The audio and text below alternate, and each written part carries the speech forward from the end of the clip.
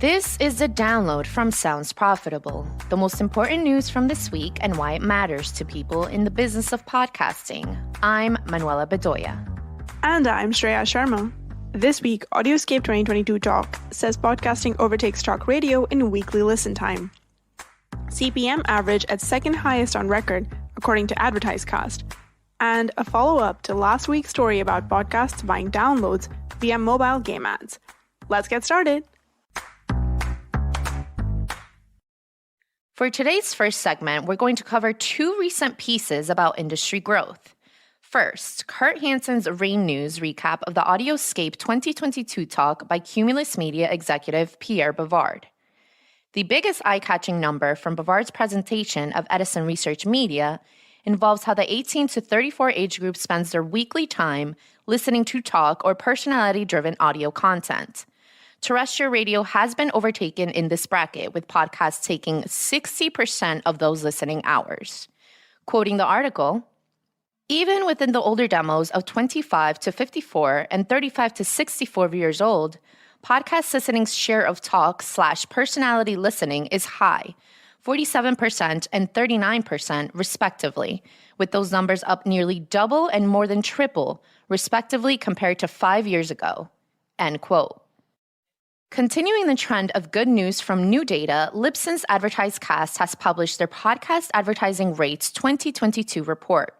The presentation is compiled from reporting data provided by 2,985 podcasts. Pod News editor James Cridlin reported on Monday, quote, "There has been a jump in the average CPM for podcast advertising, according to Libsyn's AdvertiseCast. The average is now $24.35, the second highest on record. It's up 3.7% month-on-month or 5% year-on-year." End quote. Podcasting continues its upward climb. More listener share over radio and growing CPMs sounds like a good thing to us.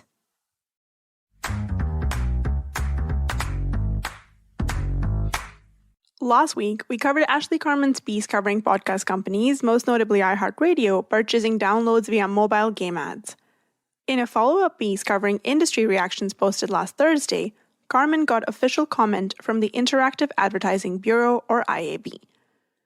Here's a quote from Eric John, the Vice President of the Media Center at the IAB. Quote, "The standards are in a continual state of review.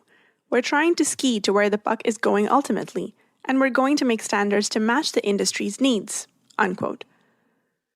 On the same day, Pod News reported a response from PodTrack explaining why the gaming ads only playing 20 seconds of an episode were counted as full downloads.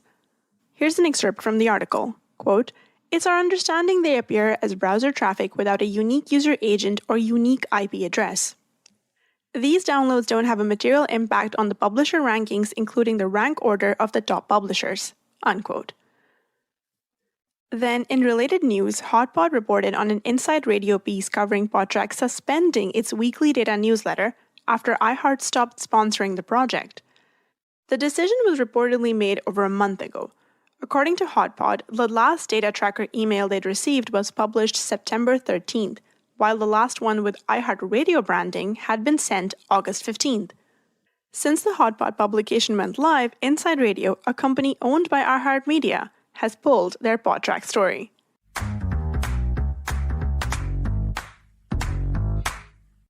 Last Wednesday, Digiday's Sarah Guglioni reported the experience of publishers who experimented with using tools to generate personalized newsletters for subscribers. We're covering it here as the tools and methodology involved might just be of interest to podcasting. From the article, as companies like the New York Times and the Washington Post experiment with personalizing their homepages to get readers to consume more articles, publishers are also tweaking newsletters to serve reader-specific interests and behaviors, but to varying degrees of success. End quote. The piece opens up with a success story of The Telegraph, which has run the personalized newsletter headlines for a year. Each time a newsletter needs to be sent, an algorithm selects vertical-specific content recommendations based on browsing history, including making sure to not recommend articles the subscriber has already read. The Telegraph reports higher click-through rates, page views per click, and time spent on the website from headline subscribers versus their standard hand-built newsletters. In contrast, publications like the Toronto Star have tried similar things and found little to no results. Newsroom director David Topping told Digiday, quote, "Most newsletter subscribers seem pretty happy getting what everyone else got," Topping said. The personalized newsletter drove engagement for a niche audience who wanted tailored recommendations, but it wasn't necessarily something that's going to move the needle, he added. Niche audiences are a thing podcasting does well. The recommendation tech used to create these newsletters could be of use in the podcasting industry. An individual news podcast could build itself live akin to how Spooler allows the refresh to add new segments on the fly. Except with a recommendation engine, a news podcast could be constructed of only segments the recommendation tool knows the listener would enjoy. Or, scaled up to an entire production house or network, the same tech could be applied to give bespoke RSS feeds to subscribers that only dole out episodes of podcasts that company produces that the listener would enjoy. An elegant solution for the existing logjam of either dozens of individual RSS feeds for a stable of similar podcasts, or one feed containing multiple different shows.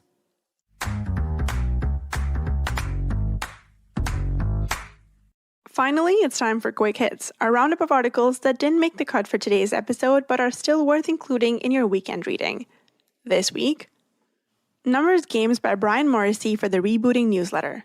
An excellent op-ed discussing how recent focus on having writers create content that generates subscriptions to a publication is the modern version of prioritizing writing that generated page clicks. Both overlook the meaty day-to-day content that keeps readers coming back. An excellent piece of opinion about an industry next door to podcasting. What are the top 10 alternative ID solutions and how should you use them by Andrew Bird for Ad Monsters? For those looking to get into some deep-level tech discussion, Bird details 10 privacy-focused alternative IDs to future-proof for the day when Google eventually kills third-party cookies. Political Advertising is propping up a slow ad market by Jeremy Goldam for Insider Intelligence. Political ads are a hot-button topic for podcasting, but there's no denying it's a midterm election year and spending is only going up between now and November. Hit songs are staying on the top charts longer than ever by Lucas Shaw for Bloomberg. A companion piece to last week's Quick Hit from The Guardian, Shaw details how modern streaming analytics are making top charts stagnate. Where a person who buys one CD a quarter and listened to it 500 times didn't affect charts in the 90s, that same listening habit can keep artists afloat for years on Spotify. How Ad Tech Aims to Build Back Better by Renona Shields for DigiDay. We're 4 years into a post-GDPR world. Shields covers the current state of ad tech and privacy via discussions had at the first in-person De Mexico conference since 2020.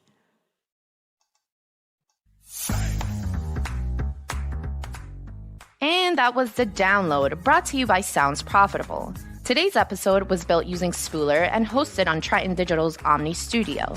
Find out more at spooler.fm and omnistudio.com. I know we went through today's stories fast, so be sure to check out the links to every article mentioned right in your podcast listening app or on soundsprofitable.com/thedownload. And thank you for sticking with us as we bring you the top stories you might have missed from the past week. I'm Manuela Bedoya. And I'm Shreya Sharma. Our producers are Brian Barletta, Gavin Gaddis, and Tom Webster. Special thanks to Omni Studio for hosting The Download. And as always, thank you to you for joining us. Robot. Download complete.